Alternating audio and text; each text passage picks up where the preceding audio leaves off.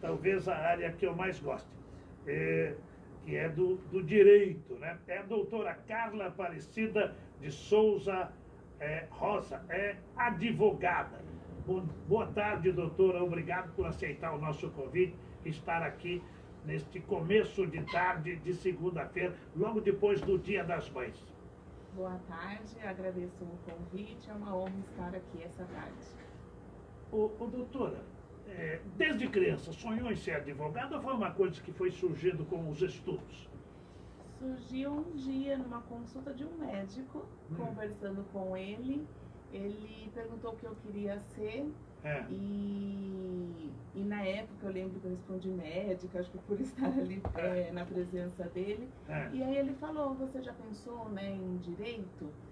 E aí eu nunca tinha pensado em direito, foi aí que eu comecei a pesquisar sobre, vi a importância que tinha em relação à história, que era uma matéria que eu gostava muito, e por conta disso que eu acabei escolhendo direito. E aí no primeiro dia de aula, eu me lembro até hoje, depois de uma fala de um professor, eu falei assim, não, realmente é isso que eu quero, e me identifiquei com o curso, e amo direito.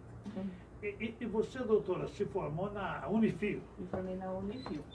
Aliás, é uma belíssima faculdade, não é porque é nossa, puxando a sardinha para a nossa brasa, mas eu conheço muita gente de outras cidades formadas lá que fazem muitos elogios à qualidade dos professores. Exatamente, são professores maravilhosos. Agora, Carla, a gente conversava aqui até antes de iniciarmos este bate-papo no ar, que antigamente era raro a gente ver uma advogada. Eu trabalhei em Palmital, me desculpem as pessoas que me ouvem, sempre eu falo porque eu fiquei 10 anos lá, e eu sempre gostei de conversar com advogados, e tenho muitos amigos nesta área. Lá em Palmital, por um acaso, né, o presidente da UAB se transformou num grande amigo meu, o doutor Paulo Celso Gonçalves Galhardo, e a gente sempre conversava sobre advocacia. Eu me lembro que lá, isso estou falando no final dos anos 80 e até os anos 90, quando fiquei por lá, tinha uma grande advogada, somente. Então hoje deve ter muito mais. Mas eu estou notando que as mulheres estão ocupando um espaço muito grande nesta área também, né? Sim, estão sim. O curso de Direito cada vez mais é composto pela maioria de mulheres. E aí essas mulheres se tornam advogadas, defensoras públicas, promotoras, juízas, delegadas, enfim, realmente de uns anos já faz, eu creio que já na época que eu me formei, em 2008, já a maioria eram mulheres dentro da sala de aula do que os homens. Então é um curso realmente que a grande parte tem sido mulheres. Você se formou há mais de 15 anos, então? Sim. Nossa, que beleza! Faz um tempinho. E você é de Ourinhos? Eu sou de São Paulo, eu vim para Ourinhos com 18 anos. Veio aqui e já começou a fazer direito praticamente? Isso, eu terminei ali o terceiro ano aqui, né, agora acho que mudou, né, mas na minha época, o terceiro ano do ensino médio.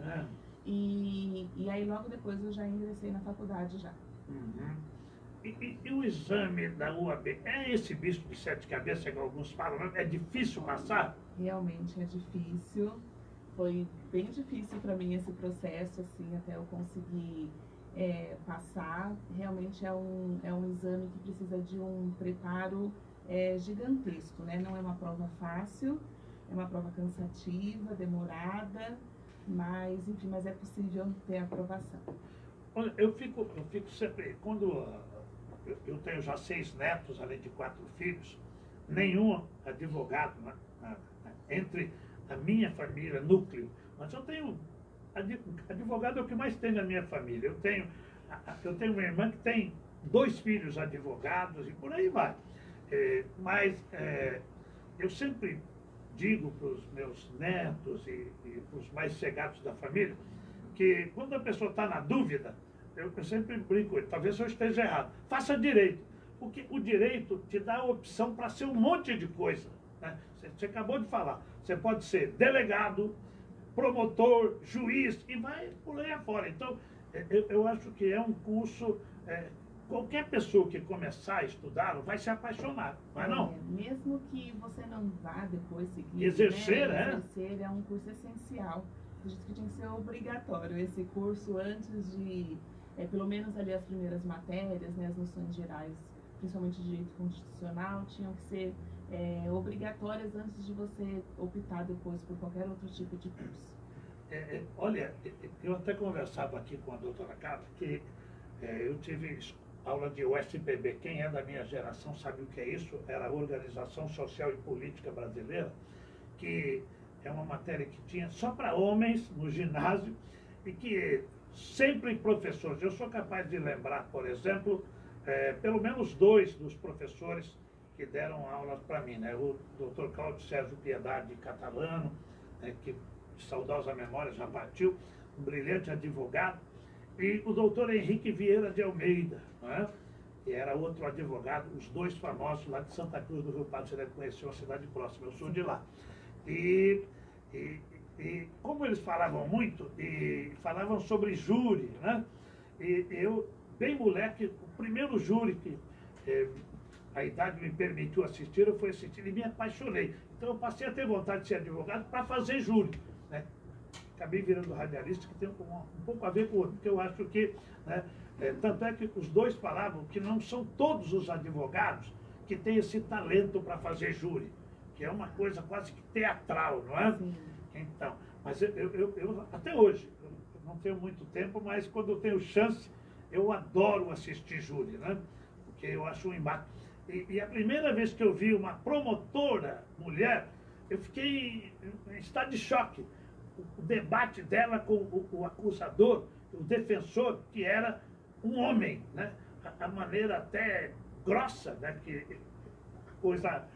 E aí depois, como eu estava lá como repórter, fui entrevistá-los e lá no fundo conversando como se nada tivesse acontecido. Aquilo me causou até um choque. Eu até perguntei para eles, né? Mas é normal. Realmente são diversas áreas e eu acredito que tem que ter a vocação mesmo, né? Para cada área.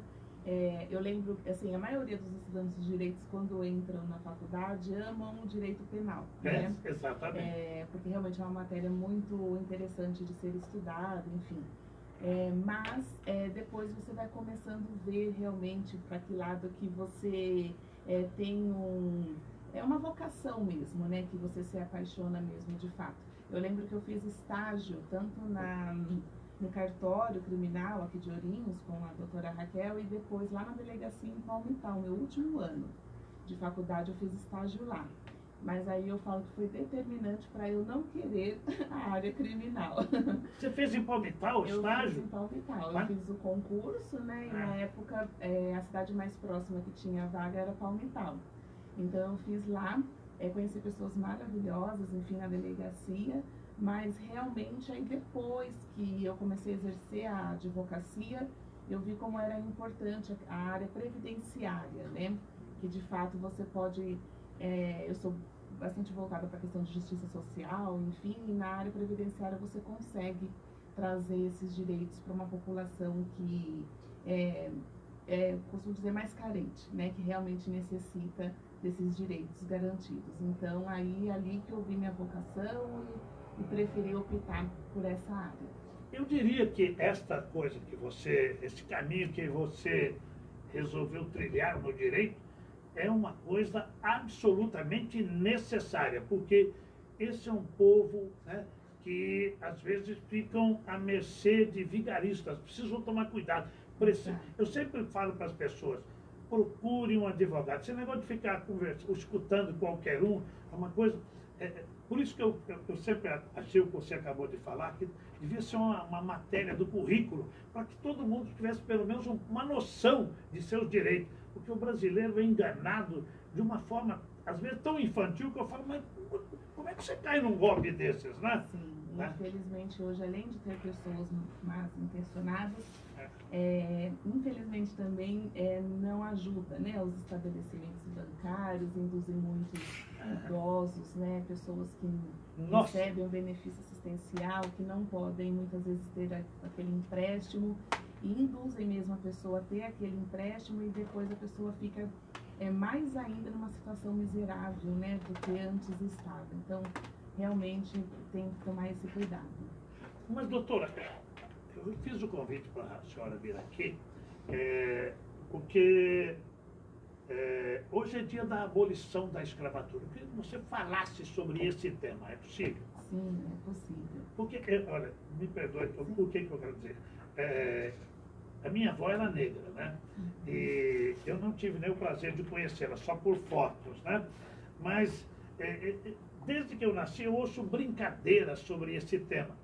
E eu penso assim, uma coisa é um amigo íntimo brincar com você, outra coisa é uma pessoa que nem te conhece, numa fila da lotérica, na fila do banco, fazer gracejos com uma coisa que é crime. Né? Racismo é crime, né? É muito importante esse resgate histórico que é necessário para que toda a população entenda o processo de escravização das pessoas negras, né? A gente tem que entender, hoje é o dia 13, né, de maio, que a gente aprende na escola, o dia da abolição da escravatura, mas infelizmente nós não temos muito o que comemorar com esse dia. Se você me permite, eu sempre gosto de trazer um breve conceito assim, histórico para que a gente possa entender o porquê realmente nós temos que falar sobre essa lei e sempre discutir a questão do racismo, né? A gente tem que entender que a lei, né, 3.353, lá de 13 de maio de 1888, a chamada Lei Áurea, né? Ela decretou o fim legal da escravidão no Brasil, mas foi do ponto de vista formal e legal, né, que ocorreu essa lei, com a fim aí da escravização há 136 anos, né? Mas os negros, quando eles foram exilados, né, eles foram retirados da sua pátria africana, eles foram escravizados por todos os séculos, por séculos e séculos, né, em diversas sociedades. A gente tem que entender que a pessoa preta, lá na África, quando ela estava ali, ela não era já escrava, né? Que as pessoas às vezes têm essa percepção. Não, ela não era. Ali tinham sociedades com professores, com mestres, engenheiros, donas do lar, enfim, uma sociedade comum. Só que quando o povo europeu verificou que ele queria expandir o seu domínio, né, nas diversas sociedades, ele assim falou, bom, que povo irei escravizar que tem maior número, né, uma quantidade de pessoas? Foi ali chegando ao continente africano que ele percebeu isso. Só que o que ele iria fazer para subjugar aquela população, para tornar objeto aquelas pessoas? Foi, infelizmente, que a gente sabe, né, com o contexto histórico, foi a questão da escravização, da retirada da identidade desse povo.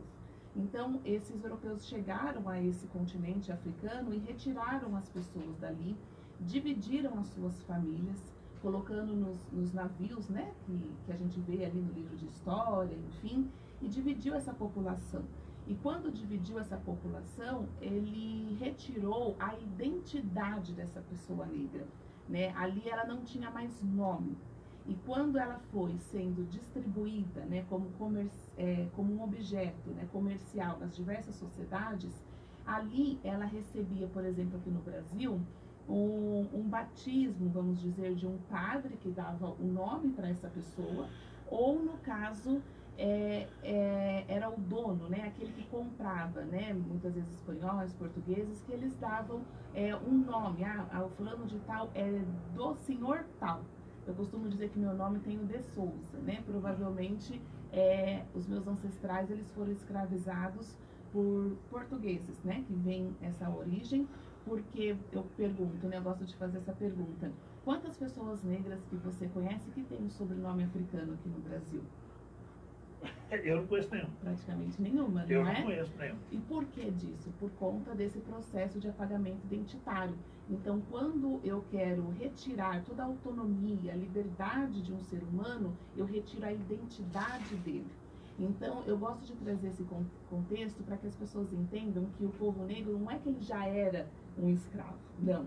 Ele se tornou dessa forma por conta, né, dessa obrigação dessas pessoas brancas que obrigaram eles a deixar a sua pátria e vir como mercadoria. E a gente tem que entender que no Brasil foram 300 188 anos, né, de escravidão no nosso país. E isso traz o quê? É um resultado de feridas que traz uma discriminação racial e, infelizmente, a sociedade não percebe isso.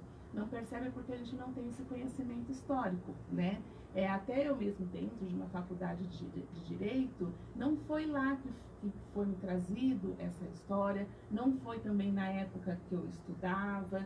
Enfim, a gente sempre viu a população negra só pelo período da escravização e não o que ocorreu antes, né, o porquê disso.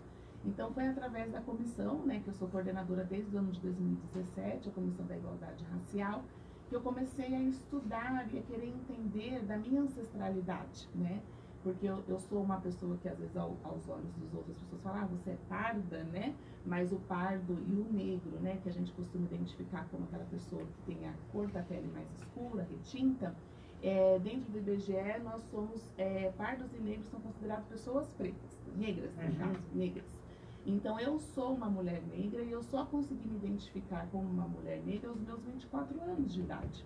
Então, por que isso se deu? Através do conhecimento histórico. Então, quando eu comecei a entender o porquê do racismo, né, da onde que ele surgiu, a gente começa a compreender a necessidade de resgatar essa verdadeira história, né, dos negros no Brasil, para que a população ela entenda e não pratica mais esses atos racistas. Porque depois desse período, né, de escravização, a gente tem que entender que no Brasil ocorreu várias teorias pseudocientíficas, né, que elas iam trazendo a pessoa negra como uma raça inferior. A gente tem que entender que a raça ela é determinante, né, para trazer um parâmetro de desigualdade. Então, o que ocorreu lá na lei, né, na Lei Áurea? Então, foi entregue uma alforria para a população negra e simplesmente uma cartinha lá e tchau, né? Anos e anos de escravização e não foi feito pelo Estado, né, pelo país, nenhuma forma de indenização para essa população preta.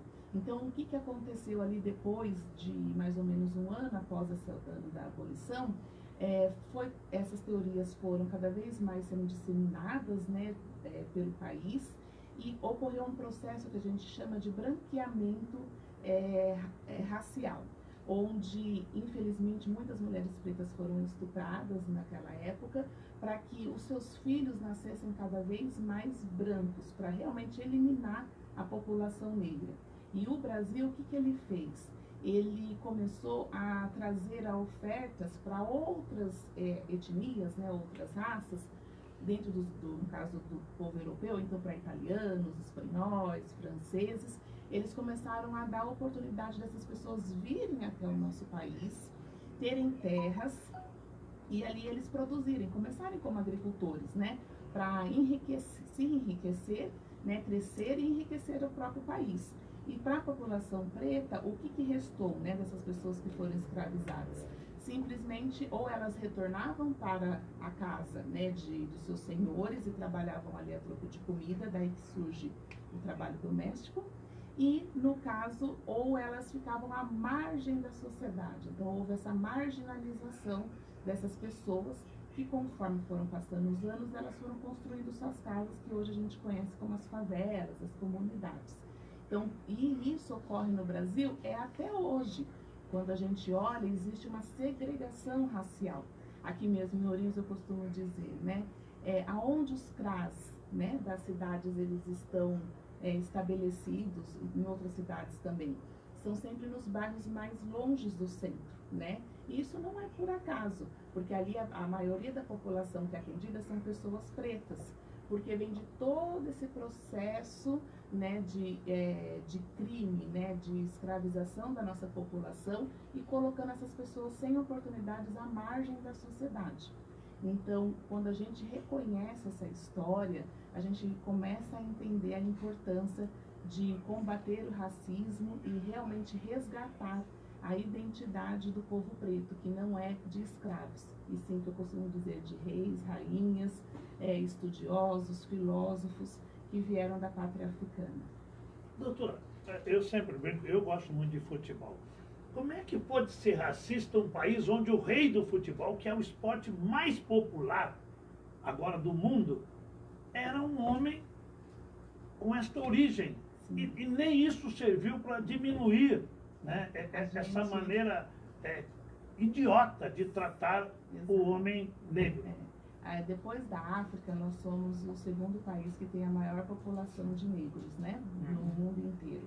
E, infelizmente, a gente ainda traz o racismo que a gente fala que é cotidiano, né?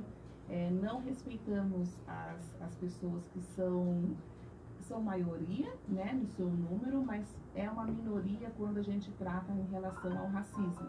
Por que disso? Que sempre a raça branca, né, ela quer trazer minimizar, né, essa pessoa, continuar nesse processo que para ela é vantajoso, né? Então, é vantajoso eu continuar com uma empregada doméstica na minha casa, sem que ela questione os seus direitos, e a maioria dessas empregadas são mulheres pretas, porque é cômodo, né? Para mim é cômodo ter pessoas, quando eu entro em algum estabelecimento, que elas estão ali para me servir.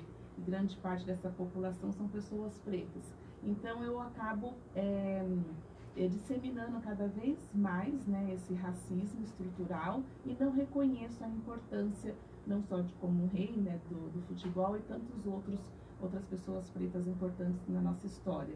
Aliás, o que mais tem, o que mais músicos tem. Extraordinários. Sim. Agora, uma ouvinte falou o seguinte: muitos dizem que usar o termo negro é errado e o correto seria preto, fazendo contrapartida com o termo branco. Qual é o correto? Na verdade, é uma discussão que eu digo assim, vamos para o IBGE, né? Então, o IBGE, quando ele intitula ali a cor, ele coloca, né, preto, branco, amarelo e pardo.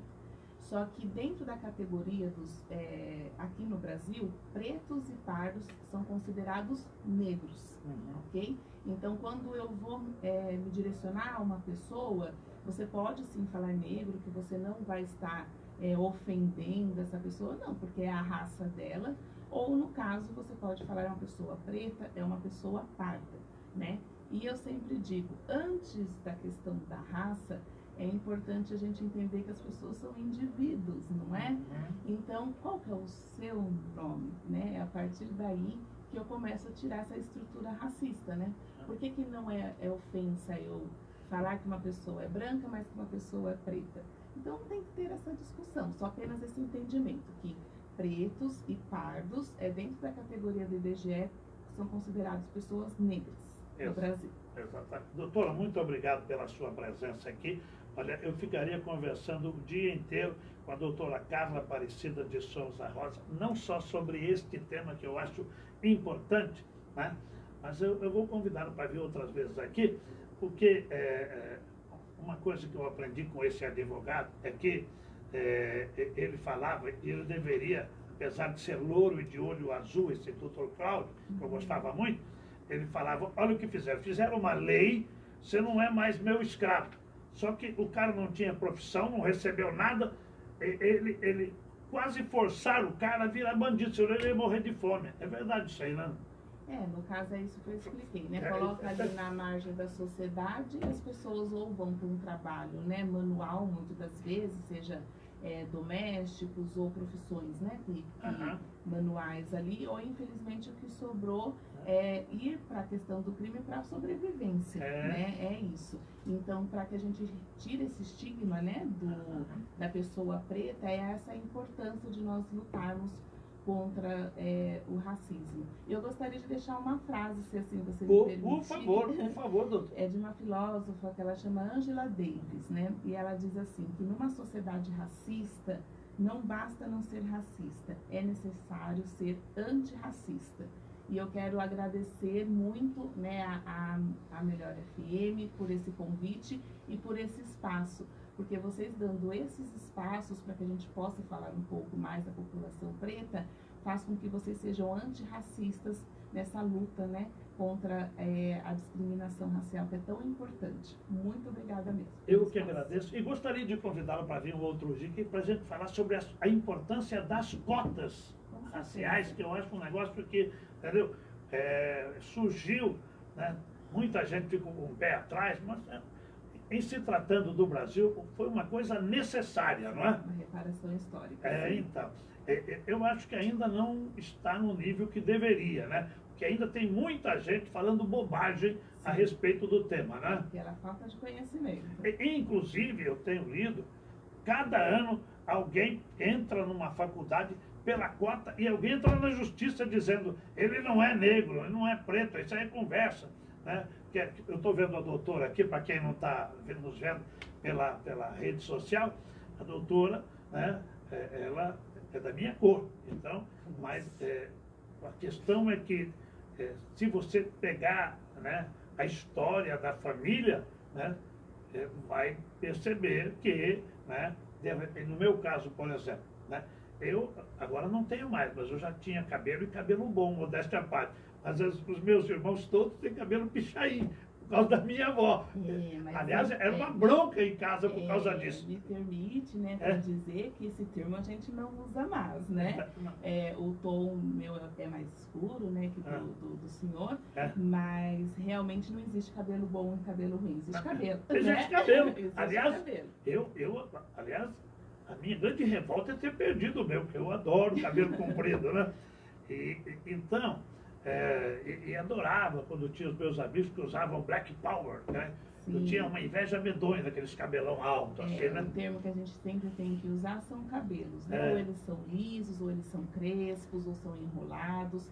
São formatos de cabelos diferentes e que cada raça tem a sua característica. Né? Mas as mulheres, principalmente, estão assumindo a sua negritude já há alguns anos. Exatamente. E isso deve ser um orgulho muito grande, né? Com certeza, porque a gente passou, infelizmente, por esse processo de embranquecimento, né? Para que você seja bela, você tem que ter cabelo liso e não. Para que você seja bela, você tem que aceitar a sua identidade e amá-la do jeito que você é. Obrigado, doutor. Muito obrigado. Prazer imenso. Prazer. Gente, um abraço, eu volto amanhã, depois da Fátima Santana, antes das 7.